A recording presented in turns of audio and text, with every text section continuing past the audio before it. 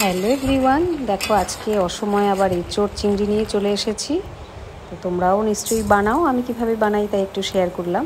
দেখো কতটুকু তেল দিলাম, এতটুকু তেলে কে কে রান্না করতে পারো আমাকে অবশ্যই কমেন্ট করে জানিও। আর টেস্ট কিন্তু কিছুই খারাপ হয় না।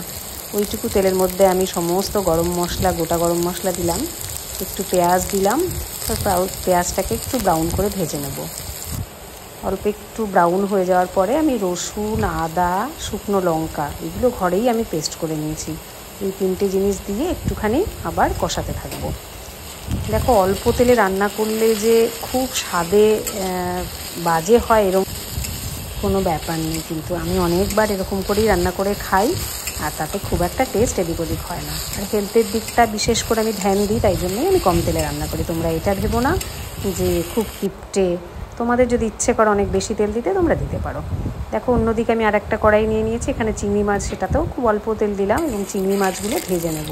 তার জন্য কড়াইটা একটুখানি এদিক ওদিক করে তেলটা লাগিয়ে দিলাম। তারপরে আমার কাছে যে ছোট চিংড়িগুলো ছিল সেই চিংড়িগুলো দিয়ে আমি একটুখানি হালকা মতন ফ্রাই করব। খুব বেশি ফ্রাই করলে কিন্তু চিংড়ি মাছ শক্ত হয়ে যায়, তাই খুব বেশি ফ্রাই করার দরকার নেই। দেখতেই পাচ্ছ একটুখানি জলও ছেড়েছে ওখান থেকে। এরম অবস্থাতেই আমি কিন্তু তুলে নেব, তাতে একটু নরম থাকবে। এবার মশলাটা মোটামুটি কষা হয়ে গেছে, কিছু টমেটো কুচি দিয়ে দিলাম। তোমরা টমেটো পিউরিও করে নিতে পারো, কোনো অসুবিধা নেই। তেল কতটা কম তোমরা দেখতেই পাচ্ছ। এবার আমি একটুখানি একটা বাটিতে নুন, হলুদ, জিরে, ধনে আর গোলমরিচ এই সব কটা গুঁড়ো একসাথে করে এই মশলাটার মধ্যে ঢেলে দেবো। এইটাকে ভালো করে কষাতে হবে। মেন এই কষানোটার ওপরেই কিন্তু টেস্টটা, তেলের ওপরে খুব একটা যে টেস্ট নির্ভর করে সেটা কিন্তু নয়।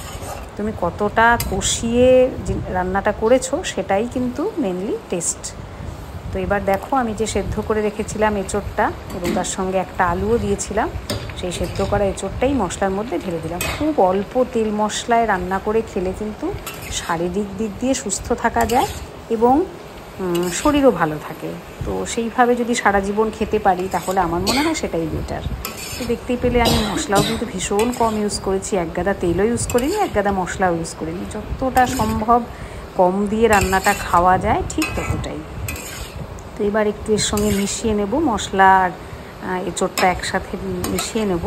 তো মোটামুটি সেদ্ধ তো কড়াই আছে আর মশলাটা কষা হয়েই গেছিলো। এবার আমি অল্প পরিমাণে, খুব অল্প পরিমাণে জল দেবো। জল খুব বেশি ঝোল দেওয়ার দরকার নেই, তাহলে কিন্তু টেস্টটা আবার বিগড়ে যায়।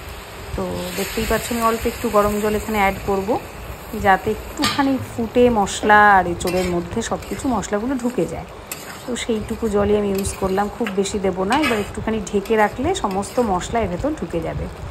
দেখতেই পাচ্ছ কতটুকু জল আমি দিলাম, আমি একটু মাখা মাখা করেই রান্না করব। তারপরে আমি এবার চিংড়ি মাছগুলো যেগুলো ভেজে রেখেছিলাম সেইগুলো আমি এর সঙ্গে দিয়ে দেবো। এবার চিংড়ি মাছ আর এই মশলাটা একসঙ্গে মিলেমিশে একাকার হয়ে যাওয়ার পরে আমি একটুখানি গরম মশলার গুঁড়ো দিয়ে দেবো। মিনিট 2 বাস গরম মশলার গুঁড়ো দেওয়ার পর একটু নাড়িয়ে চাড়িয়ে রেডি আজকের এঁচোড় চিংড়ি। তোমাদের কেমন লাগলো অবশ্যই কমেন্টে জানিও। আমি জানি তোমরাও এভাবেই রান্না করো, কিন্তু অল্প তেল মশলায় কীভাবে রান্না করা যায় আমি সেটাই দেখালাম। ওপর থেকে একটু ধনেপাতা ছড়িয়ে দিলাম, তোমরা ইচ্ছে করলে ঘি দিতে পারো যাদের পছন্দ, আমি কিছুই দিলাম না। দেখা হবে।